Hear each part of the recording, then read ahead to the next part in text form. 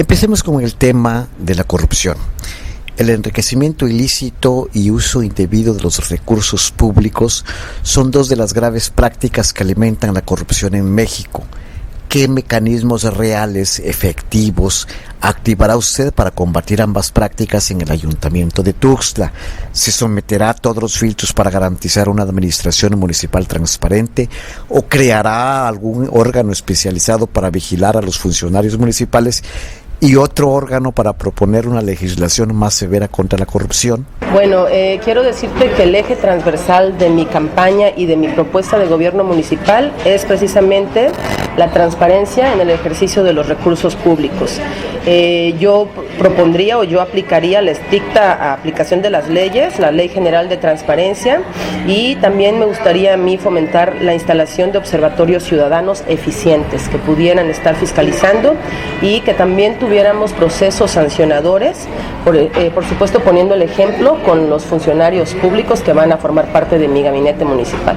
Estoy dispuesta a someterme a todos los filtros que hay. De hecho, como servidora pública anteriormente, yo he cumplido cabalmente con mis declaraciones patrimoniales, incluso en el tema de la declaración hacendaria, todo está en orden y no tengo ningún reparo en someterme a cualquier filtro. Ya existe un órgano de fiscalización superior en el Estado. Creo que no es creando órganos paralelos como se resuelven las asignaturas pendientes, creo que es haciendo que funcionen las que ya existen. Las leyes existen, pero no nada más están de adorno, hay que aplicarlas. Hay hoy en vigor una ley federal, una ley estatal, y hay obligaciones municipales que en materia de transparencia están sencillamente no ejerciéndose o se incumplen. Entonces, como las autoridades no sancionan, entonces se hace un círculo, ¿no?, negativo. Entonces yo creo que más allá de crear nuevos órganos especializados, sería hacer efectivos los ya existentes.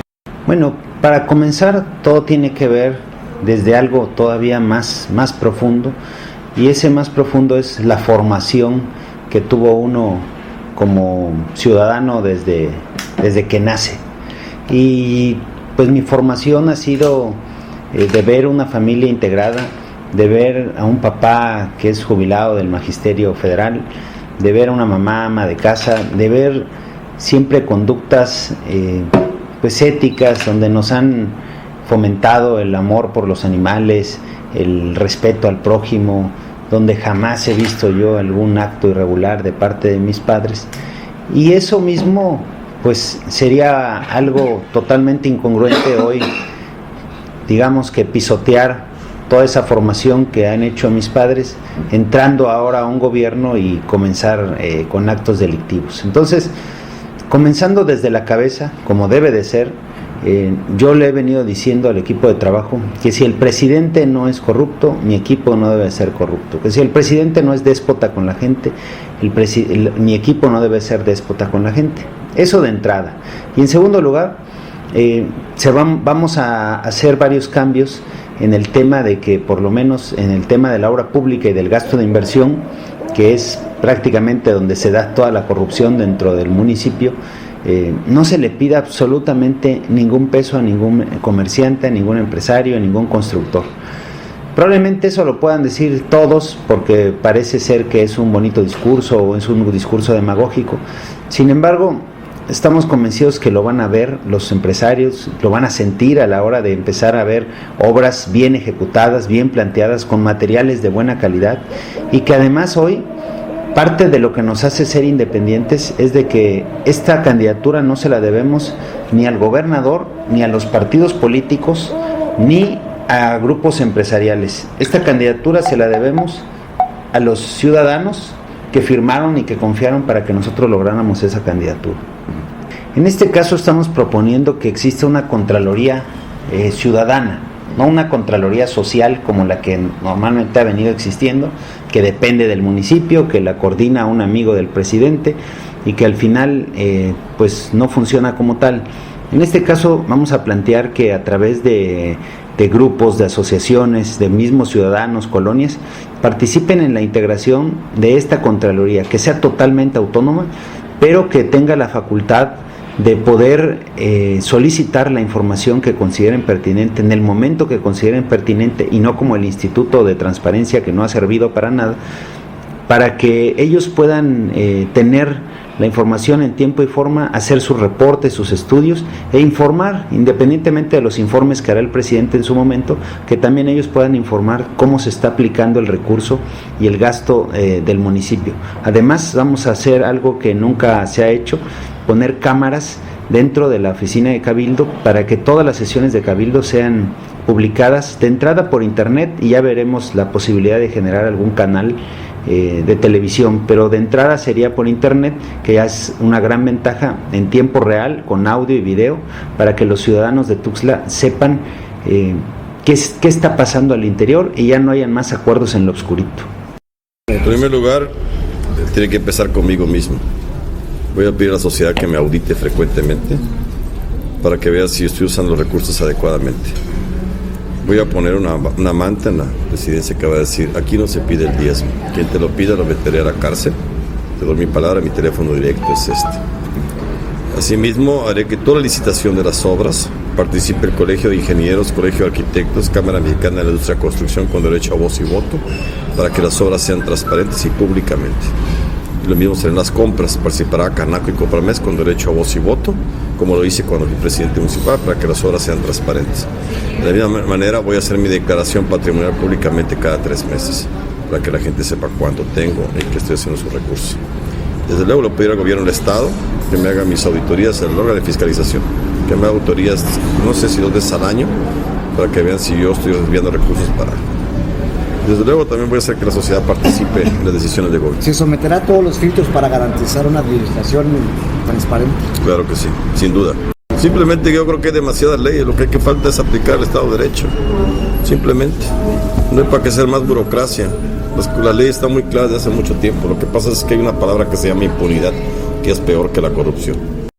Primero quiero decirte que me queda muy claro que el principal problema que ha inundado de un tumor canceroso a la administración y a Tuxtla ha sido el lastre y el enemigo de la corrupción. Uno de los principales retos que vamos a asumir en nuestro programa de gobierno es arrancar con un gobierno eficiente y transparente. Transparente iniciando desde la cabeza hasta los pies. Seguramente tú sabes, Sherato, que yo me sometí voluntariamente a la propuesta de Transparencia Mexicana y el Instituto Mexicano de Competitividad con el esquema 3 de 3, en donde hice públicas mis declaraciones patrimoniales, mis declaraciones fiscales y mis declaraciones de conflictos de intereses, y quise ir un poquito más allá de eso, y nosotros nos inventamos un 6 de 3, en donde me sometí también de forma voluntaria a un examen de control de confianza por medio del polígrafo, para desvincularme de cualquier relación con la delincuencia organizada o con la comisión de algún hecho o acto ilícito.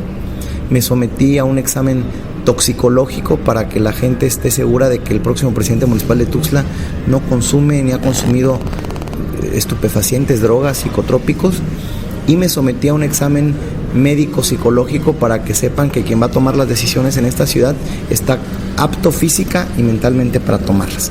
Hago este preámbulo porque hoy tenemos que transparentar el actuar público y privado de quienes van a formar parte de la administración municipal.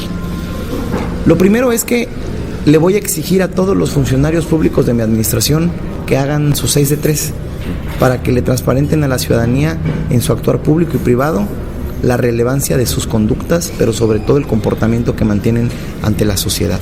2. Vamos a crear la primera agencia municipal anticorrupción. Esta agencia no va a ser una dependencia ni una instancia de gobierno, sino más bien una agencia ciudadana que verifique, reporte, supervise los ingresos y los egresos que tiene la tesorería municipal. ¿Cuál ha sido la principal justificación de las autoridades municipales ante la falta de obra y la escasez de servicios? Que se justifican diciendo que no hay dinero.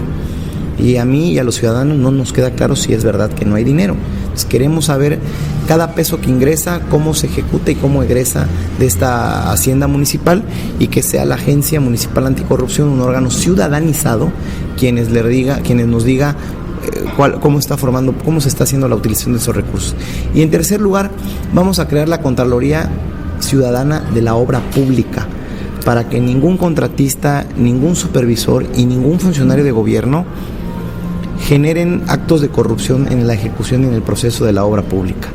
Que se verifique que los volúmenes de material que se están utilizando son los correctos, que la obra está siendo obra de calidad en su ejecución y en su elaboración, y sobre todo que quienes forman parte del ejercicio de estos proyectos sean gente que transparente de forma contundente a la sociedad cómo vamos nosotros a generar transparencia. Hoy lo que la gente exige es que se les hable con la verdad, que nos digan qué se está haciendo, cómo se hace y cómo se va a combatir de frente a la corrupción. Nosotros, desafortunadamente, en el ámbito de nuestras competencias solamente podemos hacer uso de nuestros reglamentos municipales. Vamos en todo momento a aplicar el Estado de Derecho, a que la observancia de los reglamentos y de las leyes vigentes se respete. El tema no es que hay que hacer nuevas leyes, el tema es que hay que respetar las leyes y los reglamentos que ya están vigentes, y que haya voluntad del gobierno municipal de que se ejerza con todo el rigor y con todo el peso de la ley. Uno de los problemas más complejos de la ciudad es la captación y distribución del agua potable. ¿Cuál es su planteamiento para dar una solución permanente a la falta de agua en miles de hogares? ¿Qué propone para evitar que las estrategias para la dotación del agua no tengan impactos ecológicos irreversibles? Y habrá mejor planeación, manejo responsable y racional de los recursos acuíferos, se privatizará el ESMAPA, se reforzará, se desaparecerá. ¿Qué mecanismos tiene planeados para la solución de este grave problema? Sí, en efecto, en el caminar que he tenido durante estos días de campaña, una de las quejas persistentes de la ciudadanía es el tema del agua. Yo creo que es necesario hacer un diagnóstico profundo de la situación real que guarda el sistema de agua potable en Tuxtla. Creo que se deben valorar los esfuerzos institucionales que han hecho las autoridades que me han precedido. Hay que identificar con objetividad y ver la realidad, en realidad qué funciona y qué no, porque hay muchas cosas que nada más se parcharon por encimita, digamos, y que en apariencia están funcionando, pero realmente no es así. Y creo que sí se debe hacer un replanteamiento para tener un ejercicio eficiente, ¿no?, de esta materia. Yo creo que se tiene que hacer todo un programa de recuperación y de saneamiento del agua. Tiene que ser un programa bien fundamentado, digamos. Platicábamos hace un momento el tema de que tenemos aproximadamente 5 afluentes de agua aquí en Tuxtla, y es cómo es posible que adolezcamos de este mal, ¿no? Yo creo que sí hay que poner un plan de acción que atienda esta necesidad social y que cuide de realmente el impacto ambiental que se tiene, ¿no? Hay que comprometernos a racionalizar este valioso recurso para poder darle un beneficio real a la sociedad. Sí, tendría que ser de raíz. Yo creo que nuestra Constitución lo mandata. Dice en la Constitución que el agua es un recurso de la nación que tenemos que garantizarle a todos los ciudadanos. Yo creo que el mismo diagnóstico del que comentaba hace un momento nos da el resultado de cómo está realmente ESMAPA, ¿no? Hay que hacer una revisión si los procesos actualmente son ineficientes y están generando más un cargo que una solución, y yo creo que se tendría que hacer replantear una reestructuración de este organismo para poderlo rescatar, para modernizar y para poder reestructurar ESMAPA. Primero hay que conocer las condiciones actuales del sistema de agua potable con este diagnóstico que es necesario hacer a profundidad para poder tomar decisiones y sembrar las bases para poder realizar un cambio que sea realmente un plan efectivo a corto plazo, ¿no? La mayor brevedad posible, pero que tenga los cimientos que necesitan para que se pueda hacer el mejor esfuerzo y darle, por supuesto, mayor prioridad a ese tema, ¿no? Sería uno de los temas prioritarios dentro del gobierno municipal. En ese problema del ESMAPA, nosotros hemos venido realizando algunas pláticas con algunos expertos que pues nos han dado bastante información. ¿En qué sentido? Para empezar, el tema de ESMAPA no es un problema que tenga que ver con la infraestructura, es un problema que tiene que ver, es un problema administrativo, donde hay una nómina gigante, pero además dentro de esa nómina gigante hay otra parte de un buen tamaño de puros aviadores. donde fueron puros compromisos de políticos, amigos, compadres, etcétera, que tienen buenos salarios y que le están pegando al erario de los ingresos propios del mismo ESMAPA. Entonces, una vez haciendo esta reestructuración, que obviamente es sin derecho a que procedan legalmente contra el municipio por despidos injustificados ni nada de esto, porque si se les comprueba que no han llegado, pues inmediatamente se levantarán las actas de abandono de empleo correspondientes, y con todo ese recurso que va a generar un superávit, pues se piensan en comenzar a hacer algunos planteamientos, algunos estudios que ya se tienen de la sectorización del agua, del bombeo, de buscar nuevas tecnologías para generar ese bombeo más eficiente, de captación de agua alrededor, en el perímetro de Tuxtla, para que no estemos bombeando agua hasta los cerros, sino que podamos captar y se pueda tratar estas aguas, obviamente aguas pluviales, y con esto garantizar que sí es real y que sí es efectivo eso que decía Sabines en puro discurso y que no lo logró,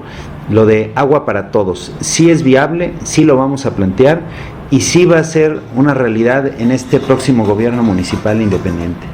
Tenemos que arreglar y solucionar todas las descargas negras que llegan directamente al Sabinal por parte de algunas colonias, de algunas casas particulares o de algunos comercios. Se tiene que regular para que el río Sabinal, lo peor que le puede llegar son aguas grises, pero no aguas negras. En segundo lugar, todo el problema que está ocasionando Proactiva a través de los lixiviados que están permeando hacia los mantos freáticos de Tuxtla Gutiérrez. Esto, de acuerdo a estudios de investigadores de la UNAM, unos químicos, dicen que estos lixiviados están provocando ya, hoy en Tuxtla, cáncer gástrico, cáncer de vejiga, malformaciones en bebés y conjuntivitis. Entonces, hoy ese problema se tiene que solucionar de inmediato porque se ha violado la gran mayoría de las cláusulas del contrato de concesión de Proactiva, y una vez solucionando este problema, una vez solucionando todo el problema que hay de 60% de fugas que hay en Tuxtla Gutiérrez, pues estamos seguros que la calidad del agua mejorará, independientemente de que buscaremos que a través de las plantas de tratamiento sí trabajen y sean eficientes. Se deben de hacer varias modificaciones a toda la reglamentación que tiene que ver con el agua, sobre todo acá en Chiapas, porque como muchas otras iniciativas de ley que hay acá en el estado, no están homologadas ni acordes a la legislación federal. En este sentido, lo que vamos a proponer, que no es competencia del presidente municipal, pero sí vamos a generar esas modificaciones y seguramente, como lo establece la Constitución, se lo tendremos que pasar a algunos de los diputados para que lo planteen en el Congreso y después el municipio lo pueda aplicar y ejercer al 100%. Y en ese sentido, por eso confiamos en que también nuestro compañero de fórmula, el candidato independiente, el único candidato independiente a diputado local, pues sea el que presente estas iniciativas para que vean los ciudadanos de Chiapas que sí hay iniciativas que puedan mejorar la calidad de vida, no nada más de los tuxtlecos, sino de todos los chiapanecos. Los políticos quieren demostrar que estas empresas son inoperantes y esa es la justificación para privatizar o concesionar. Yo aquí la pregunta que hago es, ¿qué empresario compraría una empresa que realmente no sirve y no funciona cuando realmente el empresario lo que busca es una rentabilidad, una ganancia a la hora de comprar una empresa? Entonces, con esto podemos demostrar que es una verdadera mentira, que es una verdadera trampa y que todo este tema de la privatización era algo que estaba proponiendo, que mandó la iniciativa Toledo y que estuvo a punto de ser aprobado por el Congreso, específicamente liderado en ese tiempo por Fernando Castellanos, pero que se detuvo porque hubieron marchas fuertes en contra de la privatización, pero que también estoy seguro que en caso de que en este próximo Congreso sea mayoría de los partidos oficiales, pues estoy seguro que si eso pasa, van a privatizarla. Pero si nosotros ganamos, como bien lo estamos trabajando y estamos operando en la ciudad, este instituto no se va a privatizar para nada. Esa parte sí la garantizamos, ya la estamos trabajando desde ahora. con expertos en la materia, chiapanecos, y que con estas personas va a ser parte del equipo con los que vamos a trabajar en el SMAPA, y además ellos mismos nos estaban planteando que estaría bien que parte de toda la estructura de recursos humanos que se dedica, digamos que a la operación y a la operatividad del agua potable, sean capacitados y reciban cursos de tal manera de que toda esta gente sea experta en todo el manejo del agua potable, y no tengamos personas que no tengan el perfil, que no les interese el tema del agua, que nada más lleguen por un sueldo, sino que esas personas deben de ser verdaderamente especialistas para que este proyecto de agua para todos y agua de calidad sea un éxito. Hijo, en primer lugar hay que empezar a poner orden en el SMAPA, que está quebrado, que me opongo a la privatización, porque se demostró que durante el tiempo que gobernó el PAN, el Sistema Municipal de Agua Potable fue una empresa con números negros, utilidades, y funcionaba perfectamente bien. Por eso para mí la privatización significa dos cosas: ineficiencia e incapacidad del gobernante para administrar, y segundo, corrupción para que le den su diezmo. Entonces yo creo que en primer lugar tendré que empezar a poner orden dentro de la presidencia municipal, dentro del Sistema Municipal de Agua Potable. Me acaban de informar que hay 200 aviadores, los voy a dar cuello, y de esta manera empezar a reconstruir el Sistema Municipal de Agua Potable. Tiene deuda, hay que pagar esa deuda, entonces hay mucho que hacer. Tengo que empezar por esta parte, porque pensar en arreglar todo el sistema de agua potable en 3 años y sin dinero va a ser casi incapaz de hacerlo. Primero, acabar con la corrupción que hay dentro de ahí mismo, y desde luego en este momento ver el sistema cómo está funcionando. A lo mejor no voy a dar agua todos los días, pero a lo mejor sí aspiro a que tenga cada tercer día la gente de forma puntual. Ya se pudo una vez, lo volveremos a hacer otra vez más. Creo que eso tiene que ser a través de una administración honesta, una administración capaz, una administración eficiente que dé resultados.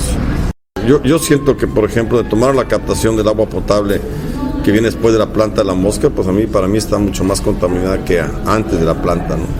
Nos tiene que revisar perfectamente bien todo ese tipo de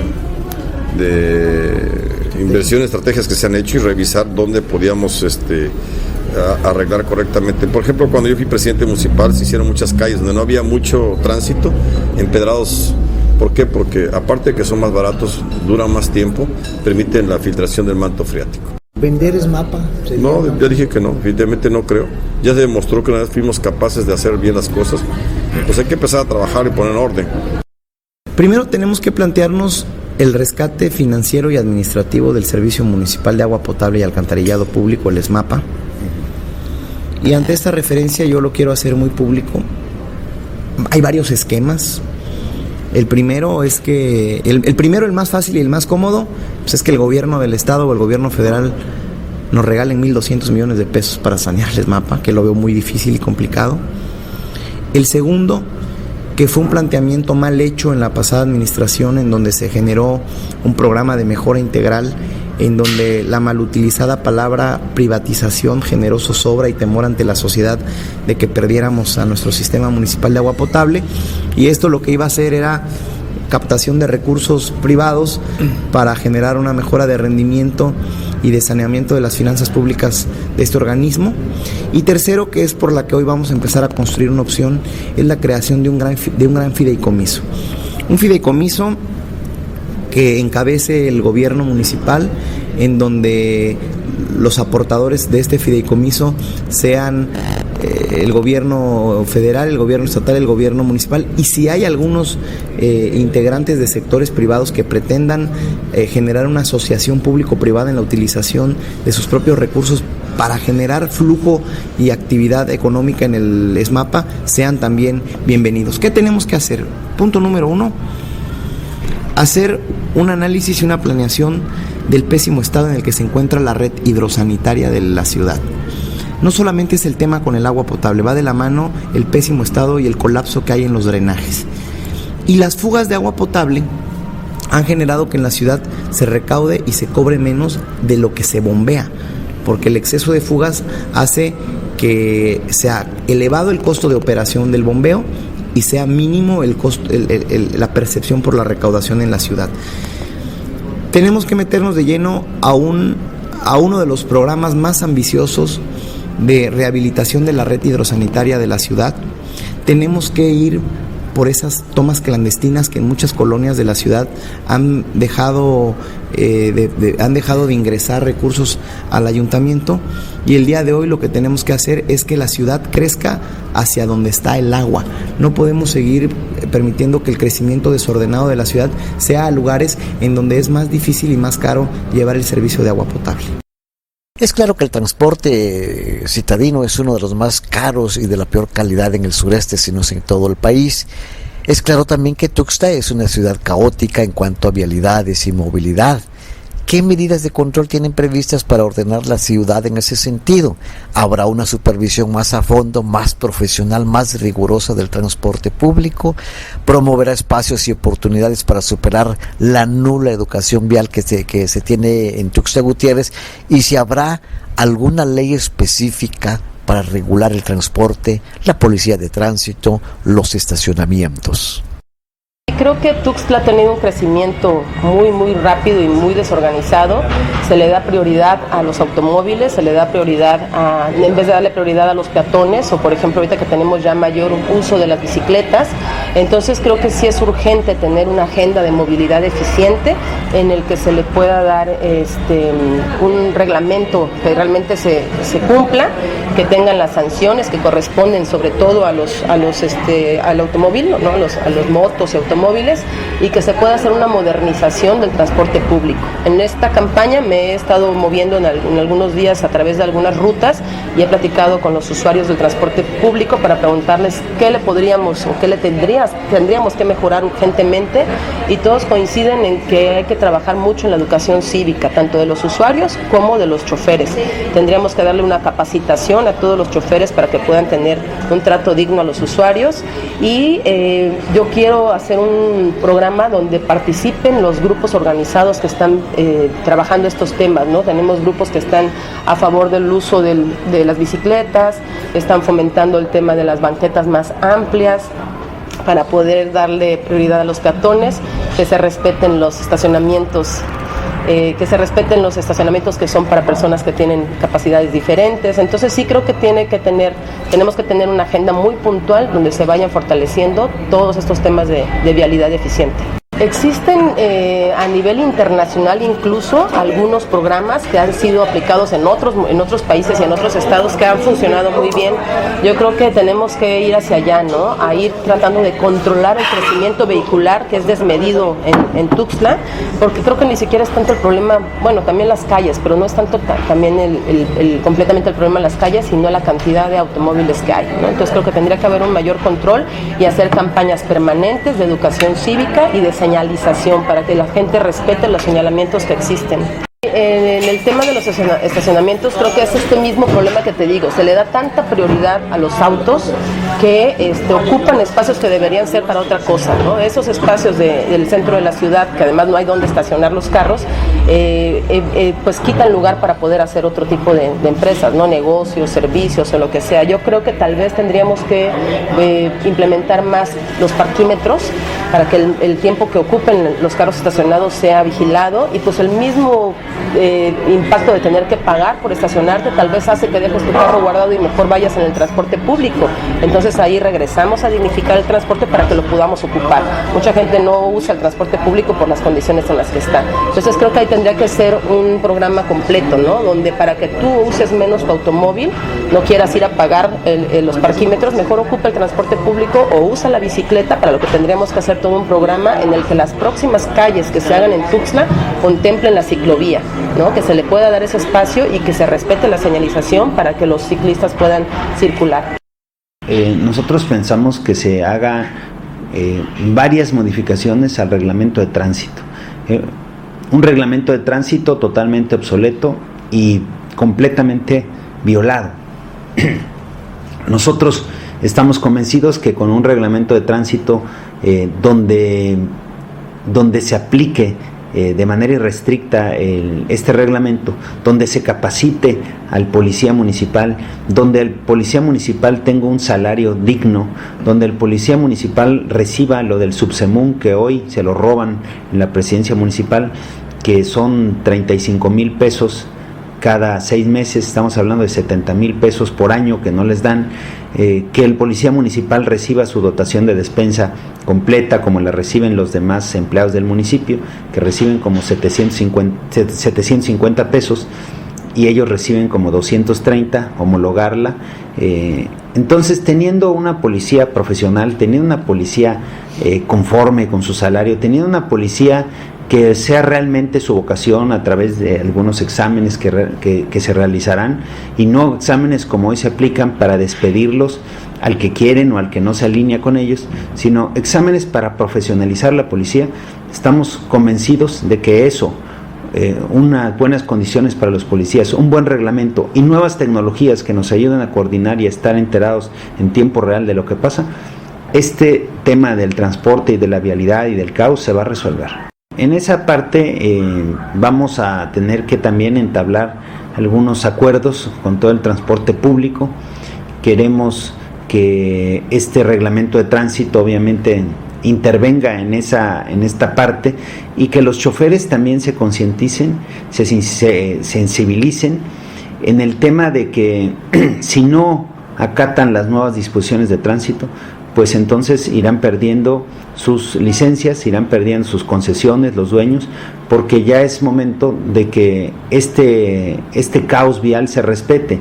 Y precisamente mi familia es una víctima de todas estas irregularidades que se han venido cometiendo en las administraciones de los gobiernos municipales, porque por ganarle a un semáforo amarillo nos dieron un golpe y falleció mi hermana y mi prima. Entonces, realmente esto se debe de solucionar, se debe de aplicar la ley, y debemos de tener ahí pues mano firme, porque no es lógico que lleguemos a Tabasco y en Tabasco apenas entramos, nos ponemos el cinturón, dejamos el celular, manejamos despacio, respetamos los pasos peatonales, pasamos despacio los topes, y aquí no se respeta absolutamente nada.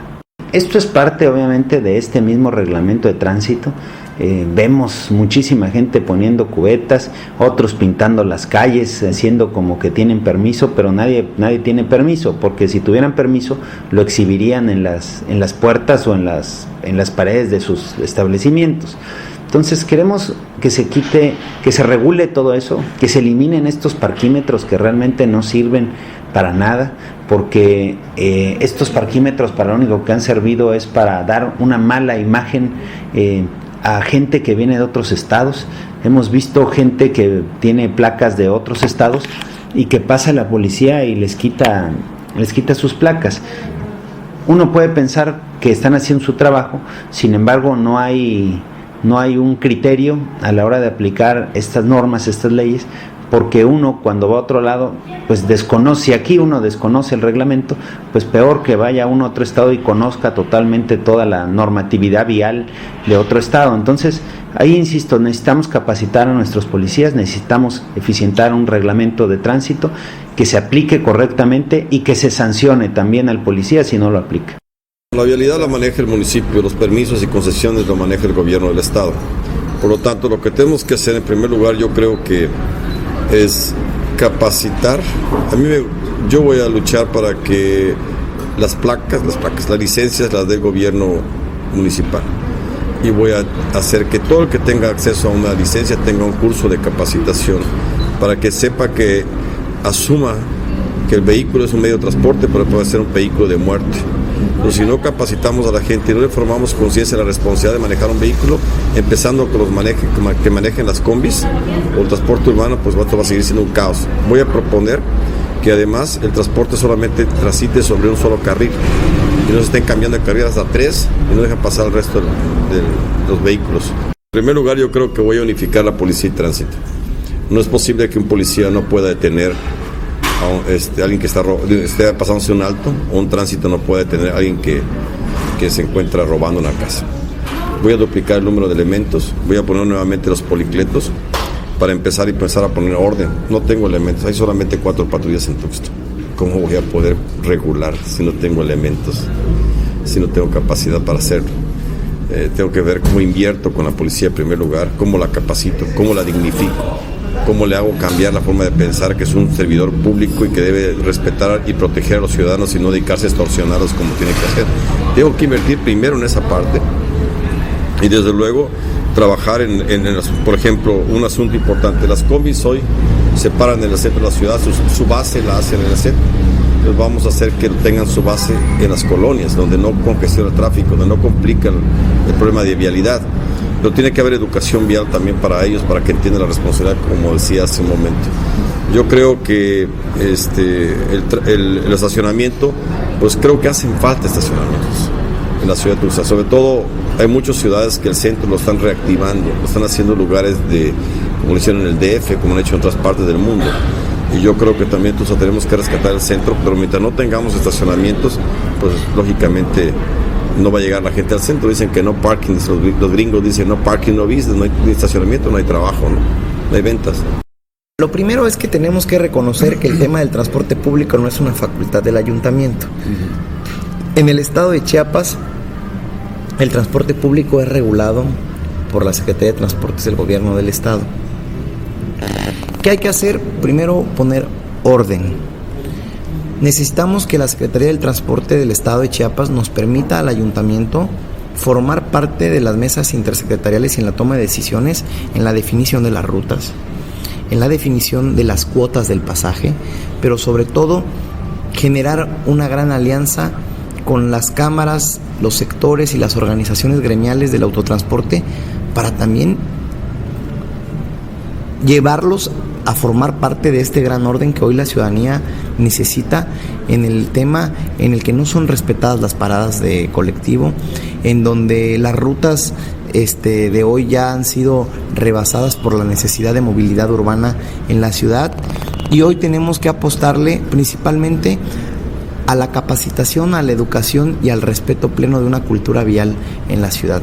Una cultura en la que también se involucre al transporte público y a los ciudadanos que circulan día con día en sus medios de transporte como son los vehículos. Pero sí corresponde al municipio supervisar al transporte urbano. Sí, claro, con la Dirección de Tránsito Municipal en la que vamos a tener que generar a partir del primer minuto de nuestra administración un nuevo esquema.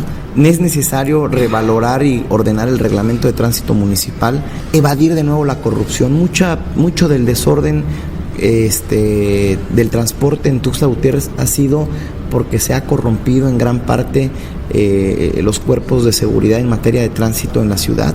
Y lo que tenemos que empezar a generar el día de hoy son condiciones de cambio, de un cambio de voluntad, de un cambio de actitud ante los retos que hoy presenta la ciudad, como el caos y el colapso que se está viviendo en las principales avenidas de Tuxtla Gutiérrez. Mira, hoy la verdad hay que reconocerlo, tenemos un gran problema de falta de espacios de estacionamiento, pero ¿sabes qué, Sherato? También le tenemos que apostar a que se utilice menos el vehículo. Tenemos que empezar a generar nuevos esquemas de movilidad urbana en donde caminar, en donde el peatón, en donde el uso de la bicicleta, el uso de medios alternativos de transporte también nos ayuden a desfogar el caos vial que se genera en la ciudad. Hoy como nunca vamos a apostarle a que el desarrollo en materia de movilidad urbana sea parte del eje principal de la construcción de nuestro plan de gobierno. Es urgente y necesario que tras los fracasos de la Federación para garantizar la seguridad mediante estrategias poco confiables, los municipios retomen la responsabilidad de proporcionar seguridad a los habitantes de la ciudad. ¿Gana suficiente un agente de la Policía Municipal? ¿Es efectivo el mando único? ¿Se someterá a todos los miembros de los cuerpos de seguridad municipal a controles, a filtros para evitar que sean, valga la expresión, infiltrados por el crimen organizado o que estos incurran en otros actos de corrupción? Y yo creo que sí, los ciudadanos en general tienen la percepción de que hay mucha inseguridad en la capital y pues, yo creo que sí, es la realidad. Los mecanismos de coordinación no se sienten, no se palpan en lo cotidiano y no podemos tampoco echarle totalmente la culpa al Estado. Yo creo que también tenemos que hacer un programa de inclusión, de participación ciudadana. El municipio es la célula más cercana a la gente, es la célula más cercana a la sociedad y yo creo que podríamos asumir una agenda en la que la comunidad pueda fomentar una parte más activa, ¿no? Tal vez volviendo al tema de la policía y la vigilancia comunitaria y que sí el municipio tenga más responsabilidad y control sobre el tema de la seguridad. No creo que el tema del mando único nos esté ayudando en ese sentido.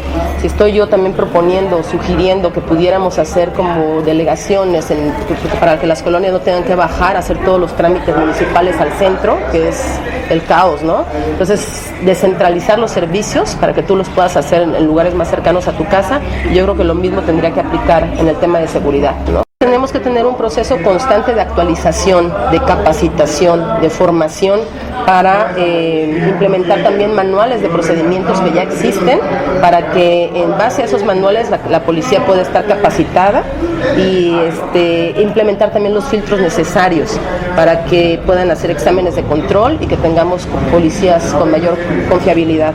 Independientemente del sueldo, que ahorita lo voy a mencionar, creo que es necesario hacer un diagnóstico de las condiciones en las que están realizando su trabajo.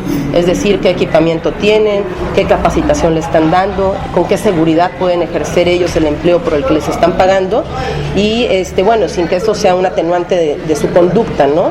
Y creo que la brecha salarial en nuestro país y también aquí en nuestro estado es abismal, ¿no? Hay quienes están ganando mucho y quienes están ganando muy poco con grandes responsabilidades. Ese es el caso de la policía, ¿no? El cuerpo de bomberos, etcétera. Entonces yo creo que la brecha salarial es un tema urgente. Creo que la idea no es centralizar.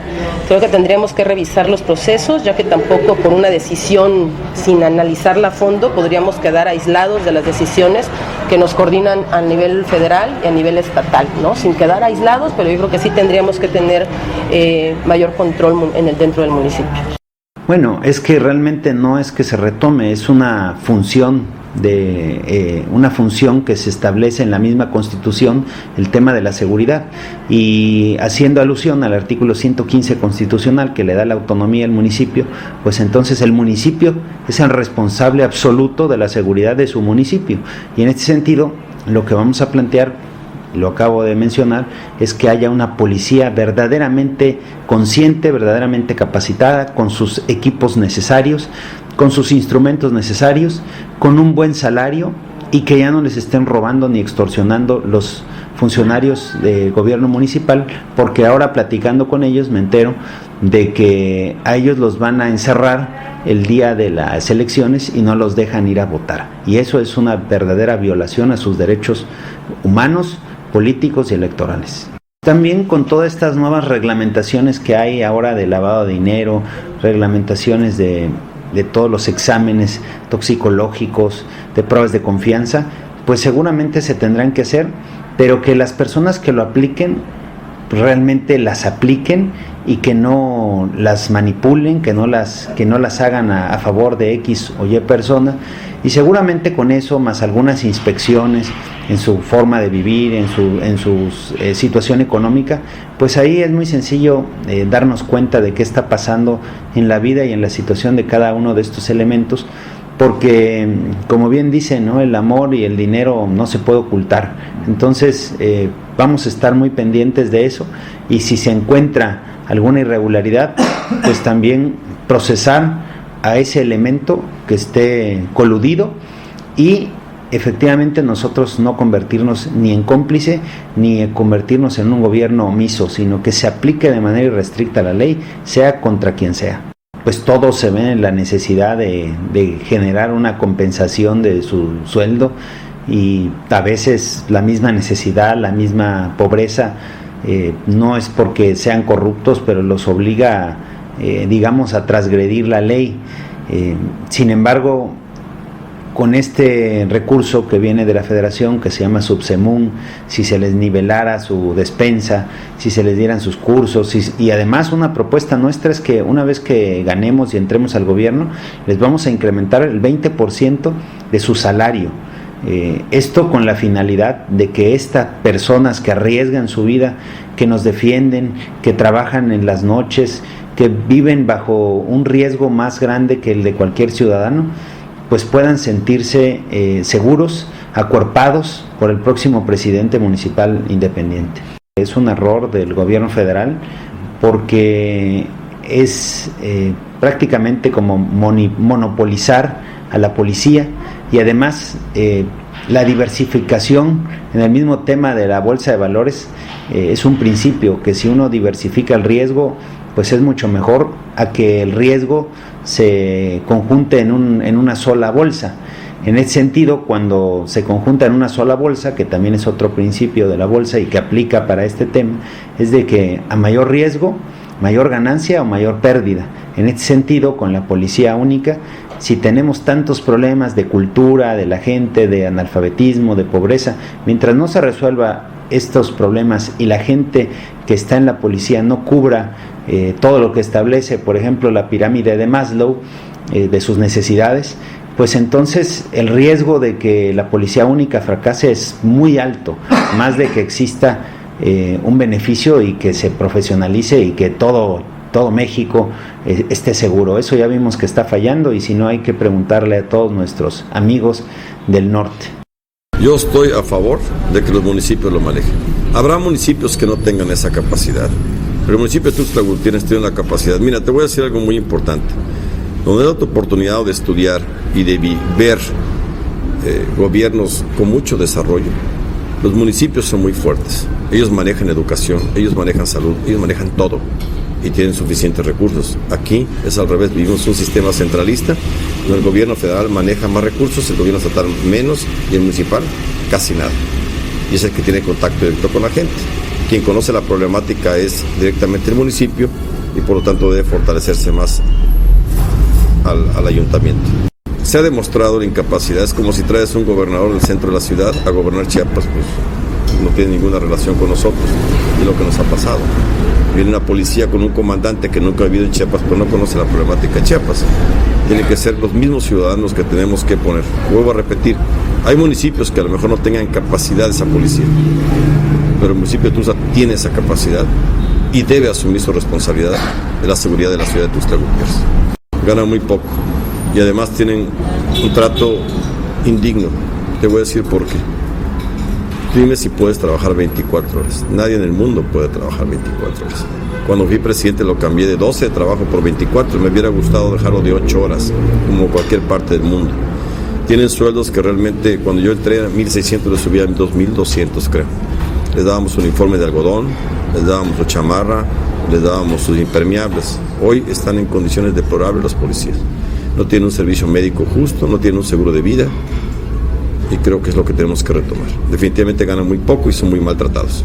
Hoy el principal clamor de la sociedad es que se regrese esa sensación de vivir en una ciudad tranquila. A ver, tampoco hay que alarmar a la ciudadanía diciendo que vivimos en una de las ciudades más inseguras del país, porque no lo somos.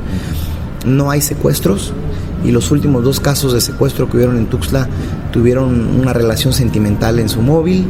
No hay homicidios dolosos, no hay cobros por derecho de piso para que los negocios y los comercios operen, pero sí ha generado una sensación de que ha incrementado los delitos comunes, ¿no? Como el robo a casa habitación, como el asalto a transeúnte y principalmente en el centro el robo a comercio. Hoy a lo que le tenemos que apostar es a regresarle a la ciudadanía esa sensación de vivir en tranquilidad. ¿Qué pasó en los municipios del país en donde se desbordaron de forma alarmante los hechos más violentos que hemos vivido en la historia de nuestro país? Pues que los propios presidentes municipales estaban coludidos con la delincuencia organizada. Hoy lo primero que tenemos que dejar muy claro es que mi administración y quienes formen parte de mi administración no tengan ningún nexo y ninguna vinculación con el crimen o con la delincuencia organizada. Seguiremos de forma muy puntual sometiéndolos a controles estrictos de supervisión, de revisión, ¿ese es tuyo? De generación de confianza, para que la ciudadanía se sienta hoy segura de que la policía municipal es una policía transparente, pulcra y que va a combatir también a la corrupción. Mira, hay policías malos y hay policías buenos. A los malos hay que correrlos y a los buenos, serviciales y honestos hay que premiarlos. Yo tenía la oportunidad en esta campaña de platicar con muchos comandantes de la policía municipal. Lo primero que tenemos que generar es que se sientan orgullosos de portar el uniforme de la policía municipal. Tenemos que apoyarlos con incentivos para acceso a una vivienda digna, con un seguro de vida que les permita tener la certeza de que al combatir el delito, si llegan a faltar en sus hogares, porque al final de cuentas también ellos son padres de familia y tienen familia como nosotros, tengan la certeza de que su familia va a estar amparada, y sobre todo dotarlos de capacitación, de educación y de herramientas. No es posible, Sherato, que mientras los bandidos hoy están huyendo en camionetas del año, todavía hayan policías con Surus modelo 94.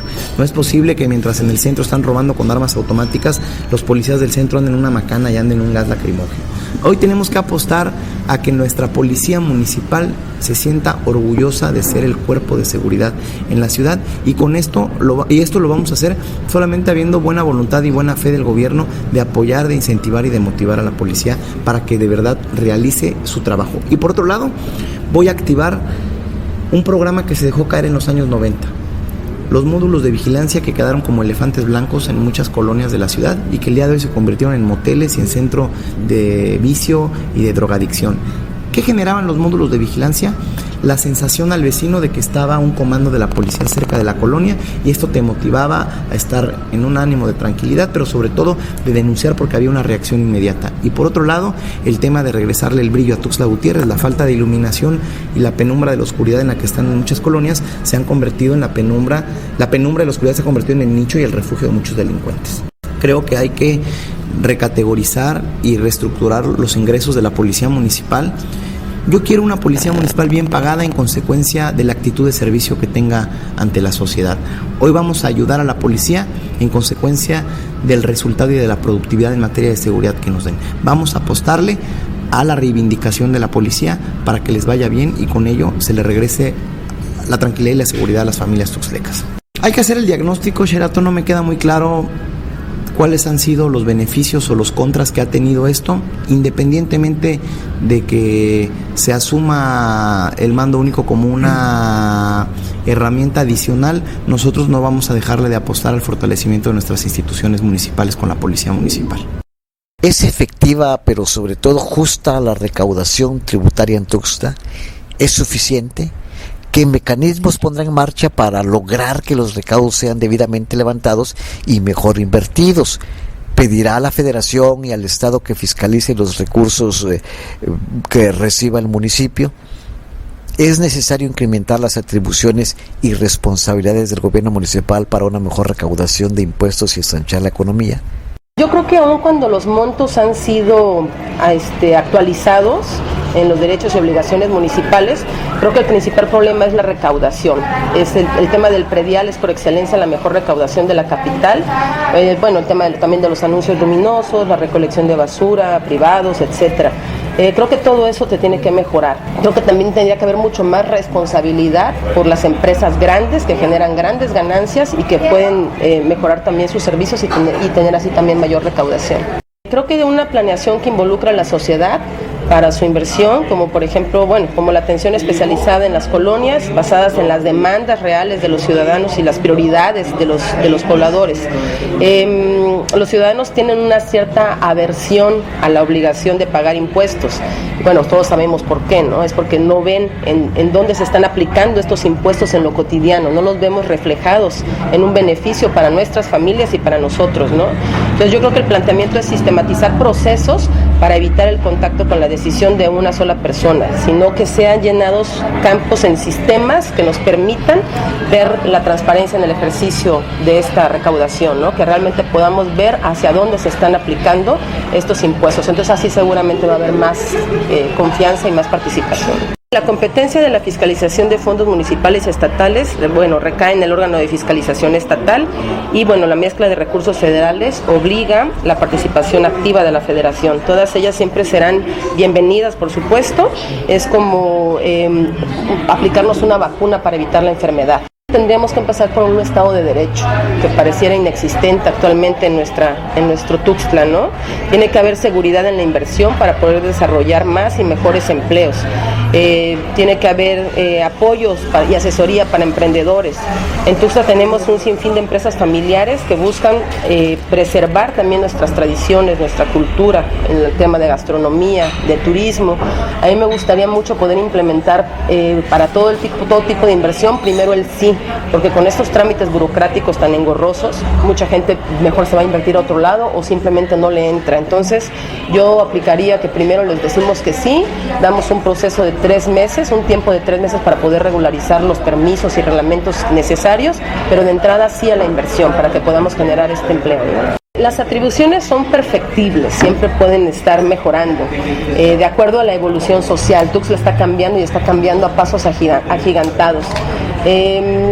Para determinarlo, creo que primero habría que revisar los procesos que actualmente se desempeñan, ¿no? Mejorarlos, eficientarlos, y de ahí podríamos reorientar y actualizar en su caso lo que hay actualmente, que evidentemente no está funcionando. Yo creo que tiene que ser una administración austera.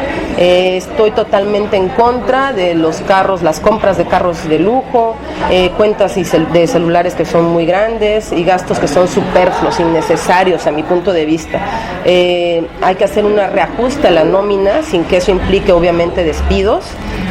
Volvemos aquí al tema que te mencionaba hace un momento de la brecha salarial tan grande que existe. Habría que hacer un ajuste en todos estos sueldos para aminorar un poco esa brecha. Yo creo que en todas las áreas del ayuntamiento, ¿no?, se podría aplicar. Yo creo que con los impuestos existentes se deben de replantear, como te explicaba hace un momento en las pautas anteriores, las empresas privadas no pueden pagar las mismas tarifas que un ciudadano común, ¿no? Tendríamos que también ver que haya mayor responsabilidad a mayor ingreso. No es justa porque no se aplica parejo, se aplica a unos sí y a unos no, a los amigos de los funcionarios sí y a los no amigos de los funcionarios no. Entonces aquí lo que vamos a hacer es de que se aplique la ley parejo, como lo hemos venido diciendo, que no hay absolutamente nadie al que no se le aplique la ley en cuestión de la recaudación.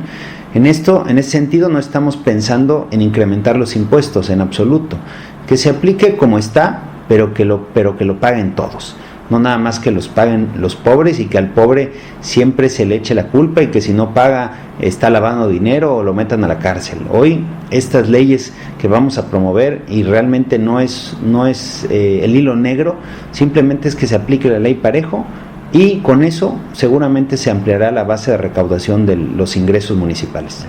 Vamos a hacer que todo el comercio informal lo vamos a regularizar para volverlo formal. Que pasen, hoy con la reforma fiscal pasaron de repecos a RIF, y no hay absolutamente nadie que les esté apoyando en la asesoría de lo que significa ser un RIF. Y si de eso le agregamos que la gente que tiene su pollería, que tiene su estética, que vende hot dogs, ahora tiene que facturar, tiene que timbrar, tiene que tener un contador, tiene que tener muchas cosas, pues entonces todo eso va a hacer que todas estas pequeñas comercios, que son las que generan el empleo en esta ciudad, pues se destruyan, desaparezcan. Y en ese sentido, si nosotros logramos una verdadera capacitación, un verdadero incentivo con todos estos comerciantes, si logramos también que generemos un programa y hay un sistema que es como un escáner aéreo que detecte cada uno de los predios de todo Tuxtla Gutiérrez, que detecte quién es el dueño, cuáles son los metros cuadrados exactos de cada uno de los predios, y con esto obviamente no va a haber absolutamente nadie que esté sin pagar. Insisto, de lo que se trata es de que paguen todos, que paguen a tiempo, que paguen parejo, y que utilicemos, en ese sentido que ya estamos en una era muy tecnológica, que utilicemos las redes sociales, que utilicemos los medios electrónicos, que utilicemos las app de los smartphones, para que a través de internet muchas colonias, muchos sectores que tienen acceso a este internet puedan generar sus servicios y sus pagos a través de estos servicios, y que en la periferia donde hoy hay problemas de conexión a internet, hay otro tipo de problemas, pues entonces lo que vamos a plantear es generar algunas delegaciones que estén cerca de estas periferias para acercarles todos estos servicios municipales y que la gente pueda llegar a pagar en estos lugares, evitando un desgaste, un desgaste en su seguridad, que tengan que bajar 2, 3, 4 combis, y obviamente un desgaste económico y no lacerar su economía. Es una atribución del Estado y de la Federación auditar, porque al municipio le llegan recursos también del Estado y recursos de la Federación. Es una atribución que tienen ellos. Sin embargo, cuando yo participé como jefe de la Unidad de Apoyo Administrativo del Instituto de Desarrollo Humano, del 1 de enero del 2003 al 31 de diciembre de 2006, algo que siempre hice y que para ellos les llamó siempre la atención es que siempre solicitaba yo que me auditaran, siempre no me esperaba a que me fueran a auditar, porque los programas de auditoría siempre van retrasados prácticamente un año. Entonces nosotros solicitábamos que nos auditaran porque lo que queríamos con esas auditorías era detectar si traíamos algún error en algún procedimiento, en algún problema, y obviamente repararlo inmediatamente para no caer en irregularidades de desvíos de recursos o de corrupción o de etcétera. Sin embargo, eso sí lo hicieron las autoridades de fiscalización, tanto del Estado como de la Federación, como despachos externos, como el órgano de fiscalización, todos nos auditaron. Y eso es una gran experiencia que yo traigo de ese trabajo que tuve en el Instituto de Desarrollo Humano, y que seguramente lo volveremos a aplicar aquí, que nos auditen en tiempo y forma y que no se esperen un año. Queremos hacer varias cosas. La primera es: vamos a reubicar a todos los comerciantes ambulantes en nuevos mercados, en nuevos espacios, obviamente con un previo estudio, no como ha pasado que los reubican nada más por sacarlos del centro y que los mandan a lugares fantasmas donde no llega ni gente a comprar. En ese sentido es reubicarlos en lugares de colonias donde haya una densidad poblacional importante y donde puedan por lo menos mantener los mismos ingresos que hoy tienen estando en las calles en otro lugar. De mínimo mantenerlos y se trata de que se incrementen. Por otro lado, generar campañas para que los ciudadanos de todas esas zonas sepan que ya hay nuevos mercados, de tal manera de incentivarlos, de que vayan para allá y de que consuman productos locales. En otra medida es que queremos generar campañas donde incentivemos a todo el pueblo de Tuxtla de que comprarle a nuestros productores, de que comprarle a nuestros comerciantes, pues eso nos beneficia a todos. El flujo económico se va a notar, el desarrollo económico se tiene que notar, porque en el momento que haya mayores ingresos en estas empresas, pues estas empresas o comercios tendrán que contratar más gente, abrir más sucursales, como lo que pasa, por ejemplo, con el de Taquitos Casablanca, con el de las Nieves Mitla, con varios casos que han ido creciendo, en algunos casos por sus estrategias de mercadotecnia, pero en este caso va a ser por estrategias que vamos a implementar en el gobierno municipal para incentivar el consumo local. Y en ese sentido, otra de las medidas que vamos a hacer es el proteccionismo al comercio local, y que ya no sigan entrando tantas empresas de fuera a acabar y a destruir al comercio local y a utilizar y a explotar a los ciudadanos de Tuxtla. Nosotros no estamos planteando ni vamos a plantear políticas que tengan que ver con incremento de impuestos. Lo único que vamos a plantear son políticas para que la recaudación sea más eficiente, y en ese sentido, siendo más eficiente la recaudación, pues es lógico que va a incrementar la base monetaria del municipio, y ese recurso pues aplicarlo en los proyectos de reactivación económica y proyectos de asistencia social, proyectos de prevención y proyectos que tengan que ver con la mejora sustantiva de muchas zonas de la ciudad, y no nada más, como hoy lo dicen en algunos eslogan, cambiar el rostro. Disminución del costo porque al final nosotros lo que vamos a plantear, y esa es una medida muy rápida que se va a ver desde el primer mes, porque esa medida únicamente tiene que ver con la voluntad y la decisión y la instrucción del presidente. Y en ese sentido, algo que vamos a aplicar, y que no es una medida populista, es una medida que realmente nos va a ayudar para generar nuestros proyectos, ya que el municipio lo vamos a agarrar endeudado, es que el presidente municipal, los secretarios y los directores generales se van a reducir en un 30% su salario. En segundo lugar, no van a tener ningún coche oficial ninguno de estos funcionarios. En tercer lugar, si no tienen coche oficial, no van a tener gasolina oficial, no van a tener celulares oficiales, no van a tener asesores, no van a tener secretario técnico, secretario privado, únicamente un secretario particular para algunos asuntos de relevancia que tengan que tener. Pero con toda esta reducción, y que con esto que digo de eliminar asesores y choferes, no quiere decir que se van a despedir, simplemente que se van a reubicar, pero con los salarios correspondientes, acordes a lo que establece el mismo capítulo 1000 y la distribución de los salarios de tal manera de que no haya un jefe de departamento que gane 40,000 y otro que gane 10,000, sino homologar las plazas.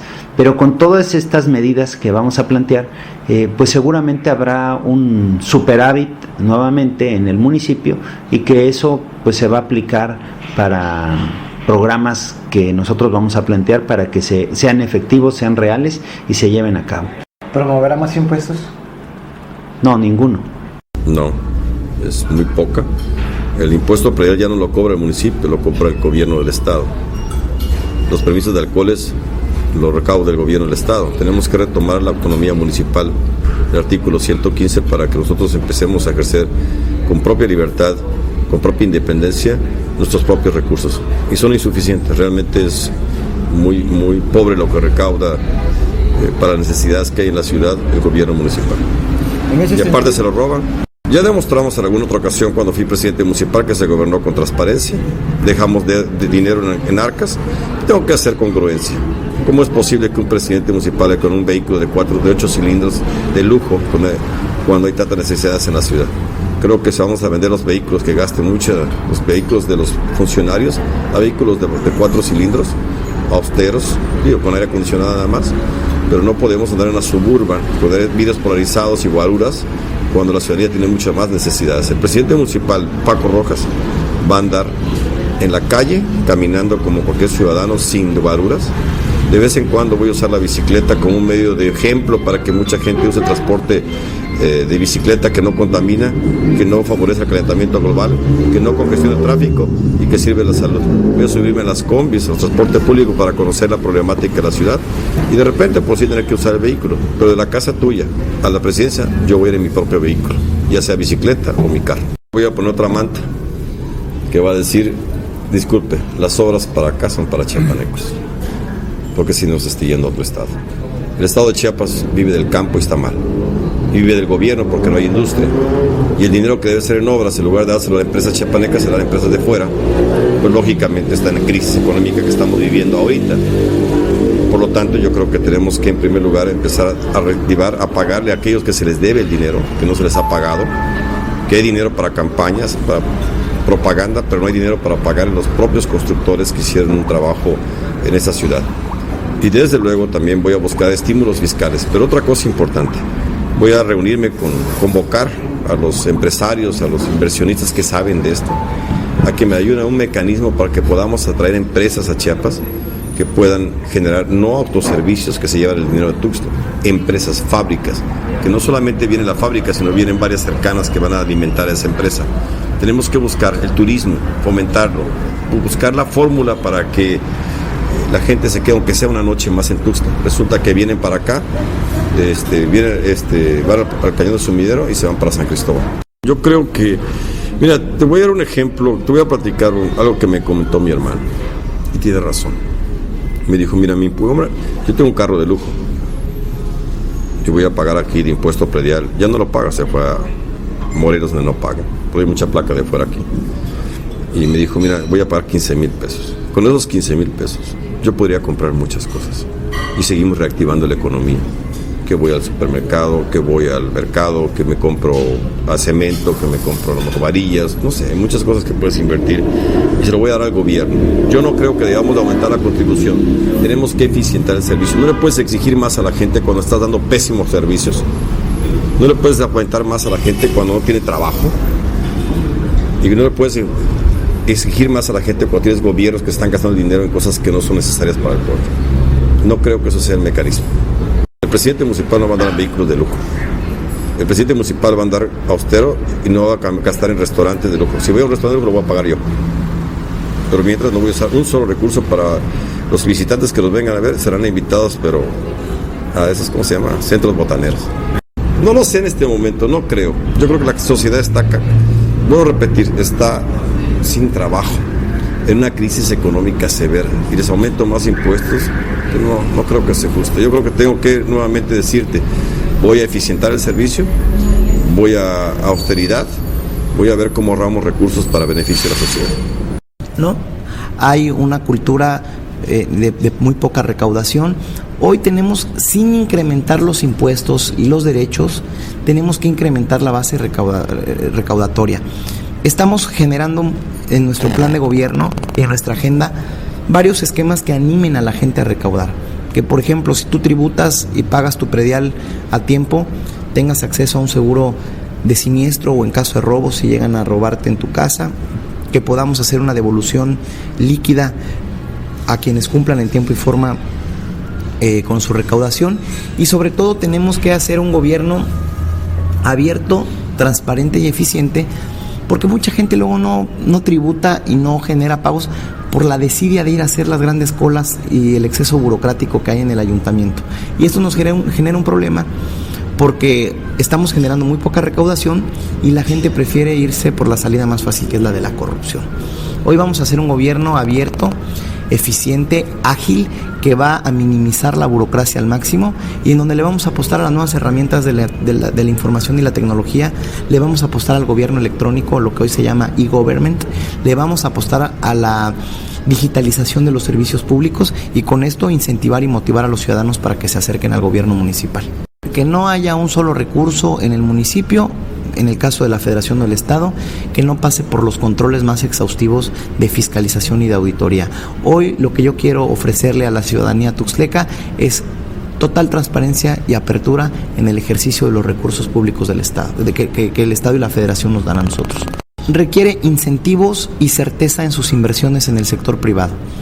Que la aplicación del Estado de Derecho sea parte de la agenda diaria del próximo gobierno municipal, que los empresarios se sientan con la certeza y la seguridad de que sus inversiones están siendo también acompañadas y respaldadas por la autoridad municipal.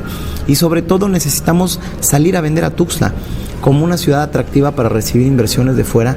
Tenemos que apostarle a la industrialización de algunas zonas de la ciudad y sobre todo a la captación de los recursos, motivando a que los propios empresarios chiapanecos que tienen inversiones en Tuxtla Gutiérrez sigan ampliando sus inversiones. Tenemos que generar a raíz de esto empleos bien pagados, bien remunerados, con acceso a seguridad social y acceso a servicios crediticios de vivienda, y empezarle a generar también a la juventud y a la población de Tuxtla Gutiérrez una cultura del trabajo en la iniciativa privada. Hoy nadie quiere trabajar en la iniciativa privada porque no es igual de atractiva como trabajar en una instancia de gobierno o de la burocracia. Por eso hoy vamos a apostar a que la economía del país se fortalezca y crezca con las medidas y los incentivos más adecuados para que las inversiones estén aquí. Nada, disciplina en el gasto público, ninguna de esas dos. Voy por la disciplina en el gasto público, menos gasto corriente y más inversión productiva. No vamos a promover más impuestos, pero sí tenemos que cobrar los que ya están vigentes, y con esto hablo de generar atractivos para que la recaudación sea más ágil y sea más amplia.